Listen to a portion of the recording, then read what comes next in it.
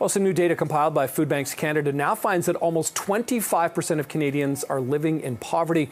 That is significantly higher than the 10% living below the poverty line. The Canadian dream of owning a home, a steady job, and a comfortable life.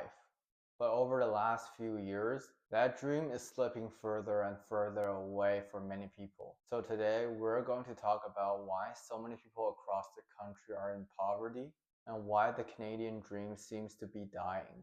It's not just about individuals struggling, it's about a system that seems to be making it harder for everyone to get ahead. Let's break down what makes things so much tougher than they used to be. The first and most glaring issue is the housing crisis.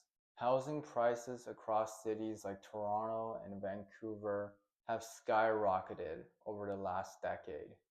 In fact, the average price for a home in Canada has more than doubled in the last 20 years.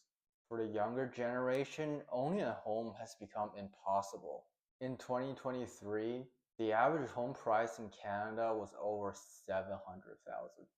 And that's just the average. Many people are facing price way higher than that. With wages not keeping up, homeownership is out of reach for many, leading to a generation of renters who would likely never own a property. And it's not just prices of houses that have gone up. Rent in cities like Vancouver and Toronto can be high as $2,500 to $3,000 for a small apartment. With no affordable home and no way to save for a down payment, many people feel like they're stuck in a place, never be able to start a family or secure a stable future. The second major issue is the job market. Despite Canada having a strong economy, many jobs today simply don't pay enough to cover the cost of living. The rise of part-time, temporary, and gig economy job means people are working harder but earning less. The wage in many provinces haven't keep up with inflation, and many jobs offer little in terms of benefit and security. Now, the worst part is, all the entry-level jobs are being taken over by cheap foreign labor, which makes it worse for those who are trying to enter the job market. At the same time, professional jobs that used to offer a decent standard of living are either disappearing or being replaced by automation and outsourcing. The result is that people who have the skills and education are still finding it hard to make a good living. Another challenge contributing to poverty is the tax burden on middle-class Canadians. While taxes are essential to fund public services, the middle class is getting squeezed.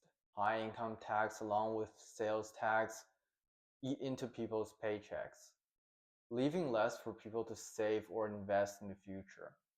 Canadians often face a situation where they work hard, pay their taxes, but still struggle to cover the basic essentials like food and gas.